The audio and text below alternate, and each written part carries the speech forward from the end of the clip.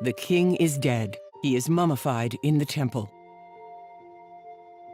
A large public ceremony takes place for all the people. The king's body is lowered into the underground chamber to symbolize procreation in the belly.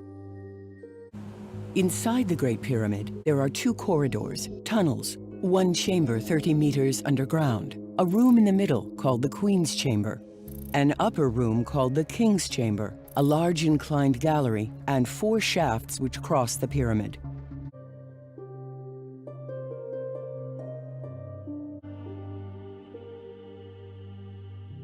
He grows up and becomes king. He was led throughout his life by Sirius. The middle chamber shaft will point to Sirius at 39 degrees 49 minutes, December 4th at midnight. It was the star that announced the floods of the Nile, called the heliacal rising of Sirius. The Egyptians divided the pyramid up like plots of fields, recorded the height measurements precisely and meticulously. The Egyptians knew the Fibonacci sequence in the golden number thousands of years before him and called it the addition sequence. The Temple of Khafre, the Temple of Edfu, Akhenaten's palaces are built with the golden rectangle. They had to determine if there was enough limestone on site to complete the Great Pyramid and the monuments around. The Egyptians knew that such a pyramid required 2.6 million cubic meters of limestone. Before starting such a monument, they had to make sure there was enough material to finish it, at the risk of ending up with a truncated pyramid. Egyptians therefore knew how to calculate volume long before the Rind and Moscow papyrus, dating earlier than 1600 BC. Making concrete and grinding limestone required a lot of water, about 20% of the total volume. Here is what it represents in relation to the pyramid: 500,000 cubic meters. The Egyptians dug 3 passages about 10 meters wide. It is easy to dig in soft limestone. They installed wooden viaducts in these passages.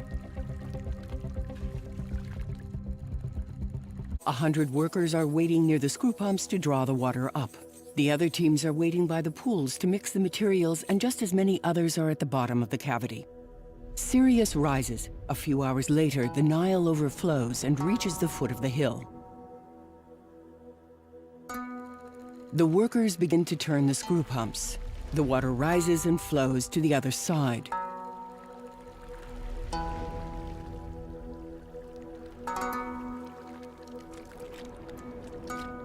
They mix dark brown limestone with natron and lime.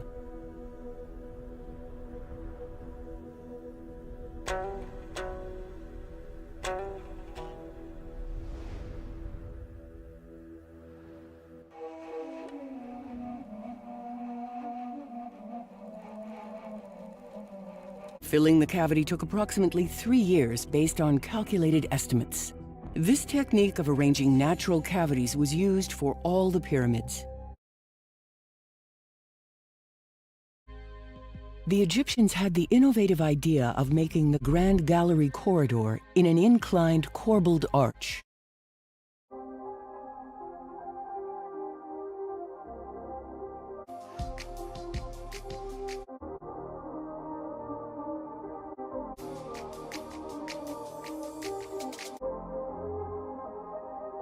It is the last path, a kind of Passion of Christ.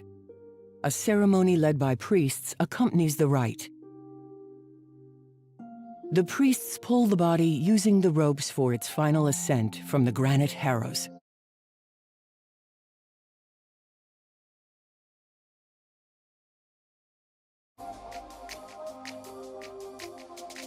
The dimensions of the king's chamber are 10 cubits by 20 cubits.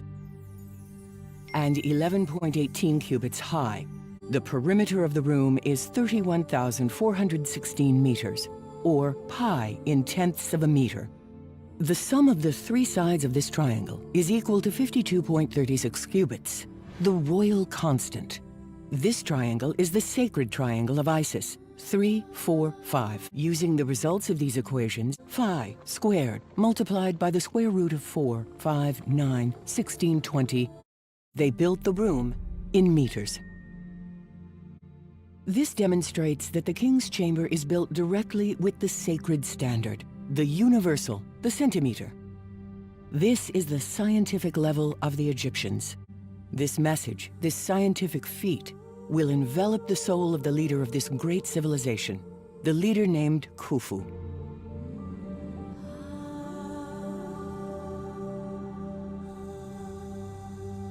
The Egyptians understood the essence of all things, that God, or the architect of the universe, built nature and all of its components using a matrix called mathematics.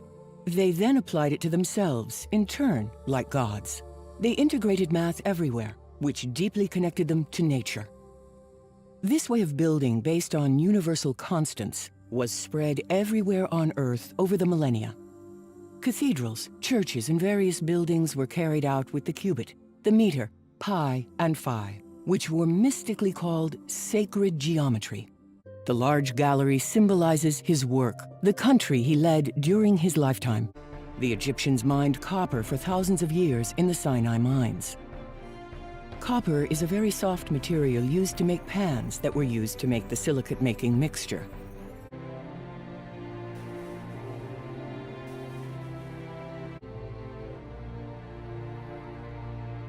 This is how the Egyptians melted all kinds of stone: quartz, granite, schist, basalt, diorite, gneiss, greywack. No luck, they did not come upon ferrous earth. Otherwise, they would have discovered steel. Solar energy was fully deployed.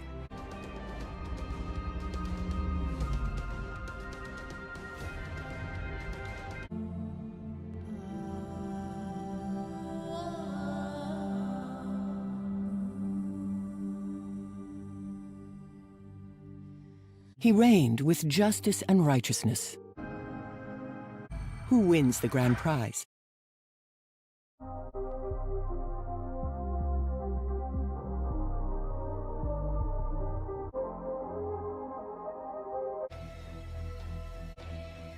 The pyramid is indeed a cenotaph for the soul. To immortalize the era, the date of the reign and that of the king's death, they used the sky configuration of that year, the meter, the royal constant, pi, golden ratio, the first concrete of humanity, order, peace, Jed and Nu. This internal architecture is the Jed resurrection. Chemistry, time, mathematics, astronomy are all inscribed. 4 universal constants were linked together in this building. There was no such thing as chance. 50 centimeters more or less, and pi disappeared from the pyramid. The Egyptians did not leave writings, but left their digital signature everywhere in the world. They're building with the matter. It is their genetic code.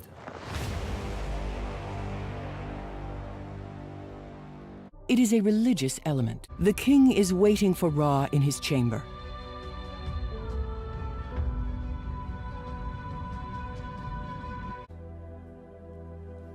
What is the purpose of this film?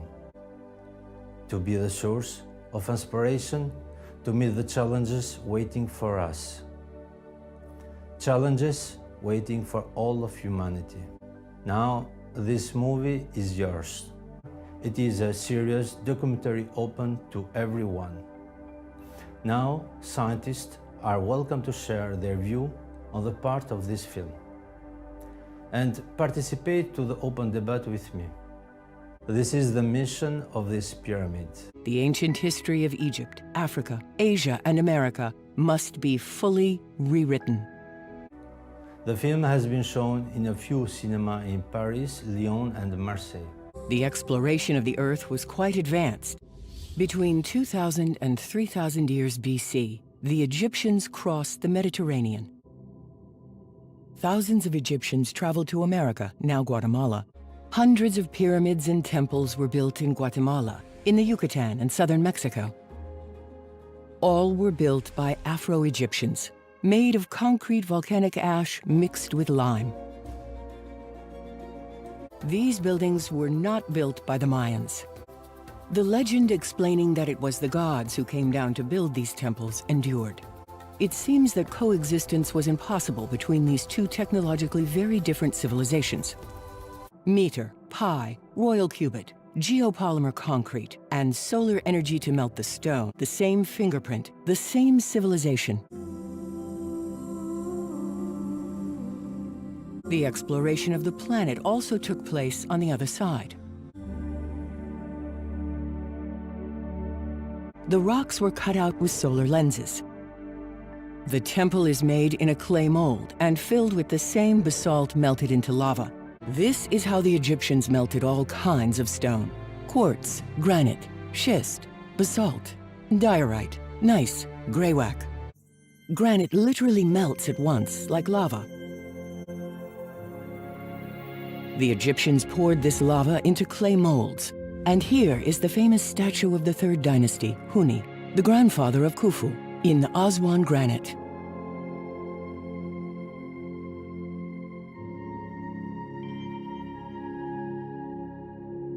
Vases harder than steel, like these in tracheandesite, dating from at least 3500 BC. Afro-Egyptians were seen as gods by the people they encountered. We now realize who these aliens and gods are. They were the first scientists of humanity, the fathers of chemistry, physics, math, and geometry. The Nile gave them the most precious thing in the world. Their knowledge was not lost, it was shared. All those who visited Egypt left dazzled by the land of light. Over the centuries, the knowledge of Imhotep and the Egyptians escaped and spread throughout the entire world. For almost 3,000 years, Imhotep was worshipped as a god.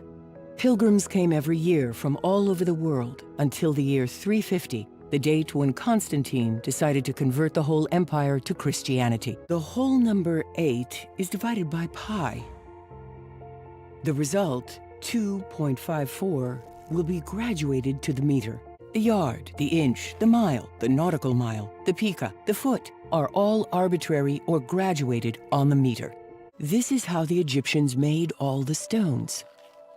Joseph Davidovits made this discovery in 1989. At the time, he assumed that the stones were molded and poured on site and not cut.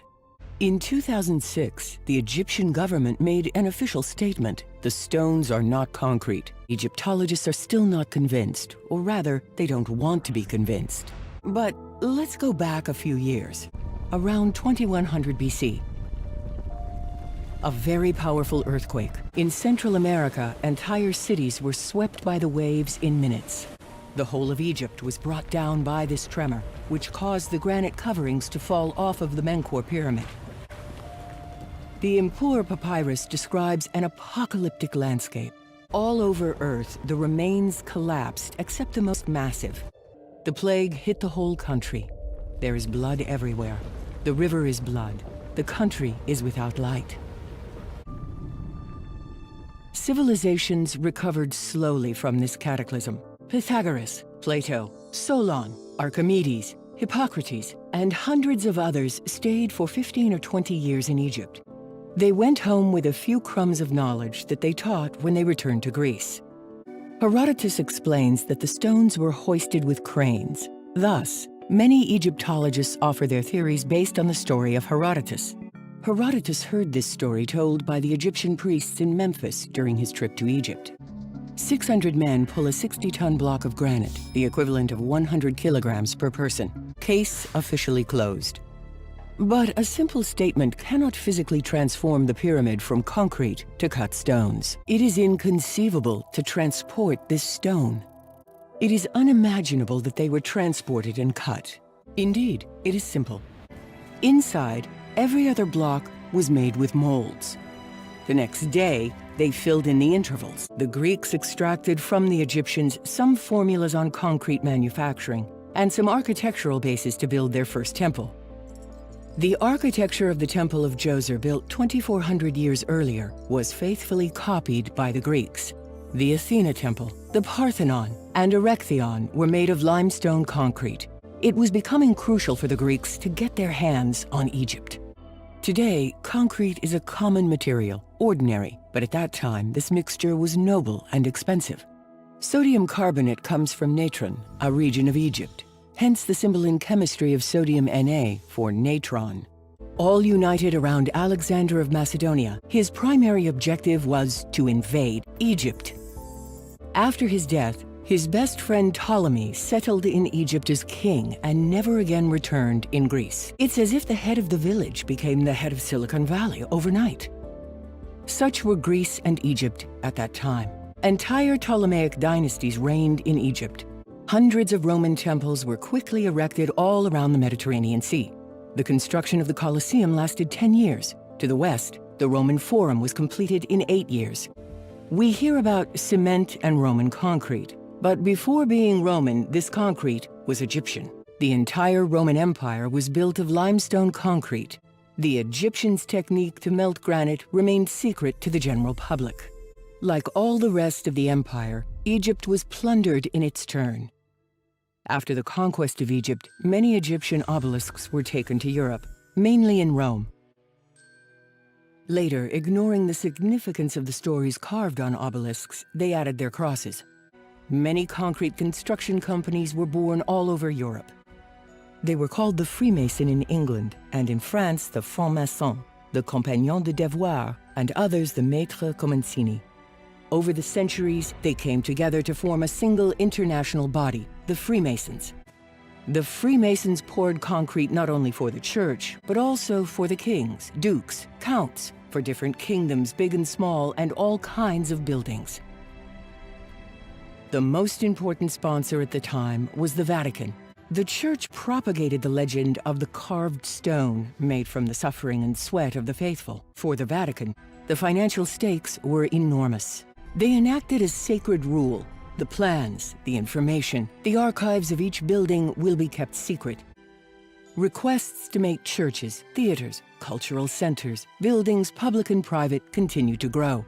From 1700 to 1900, hundreds of cathedrals were built, thousands of bridges, public and private buildings in all European cities. The use of sacred geometry in construction from Egyptian knowledge was preserved and transmitted in secret. Only a few initiated architects had the privilege of accessing it.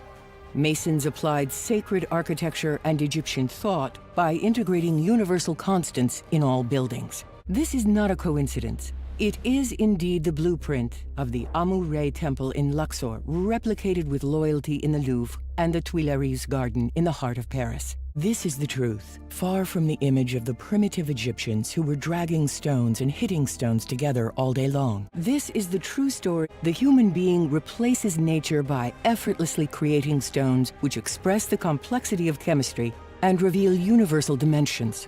To conclude, the Freemasons were never stonemasons, but a body of builders, architects, chemists, and mathematicians who used concrete. Even today, Negro Egypt continues to be discreetly honored by the Freemasons in thanks for the immense gift received from them. The Freemasons paid tribute to the Egyptians and Africans by contributing to the abolition of one of the most shameful practices of humanity, maintained by kings and the church for centuries: slavery. They helped Black Africa to raise their heads little by little.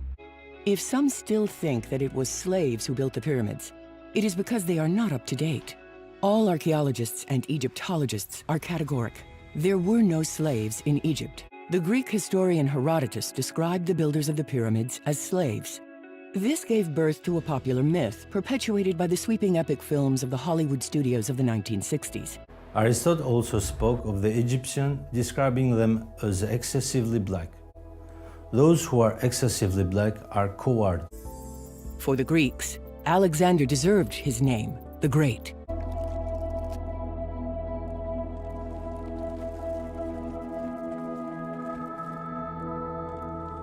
The year 2019 marked the beginning of the new history of mankind, with the world premiere of this documentary film. Our history is written from the narrative of someone who copied from someone else's narrative and so on, which leave much to be desired about the truth of things. What is science? What is the definition of science itself? Science is experimental, verifiable, and visible. A myth was born, that of cut stone. Humanity was built with all forms of concrete and not with cut stone. The ancient history of Egypt, Africa, Asia, and America must be fully rewritten. With chemistry and physics, math and geometry in tandem, Negro Egypt allowed us to build the 6 fundamental units of physics and chemistry today. Amperes, Celsius, moles, candelas, seconds, and kilograms. The Egyptians found a unique unit. The diameter of the drop of water on a waterproof surface, like granite or alabaster, is constant. It measures 1 centimeter. May love, peace, and intelligence reign on this, our one and only planet.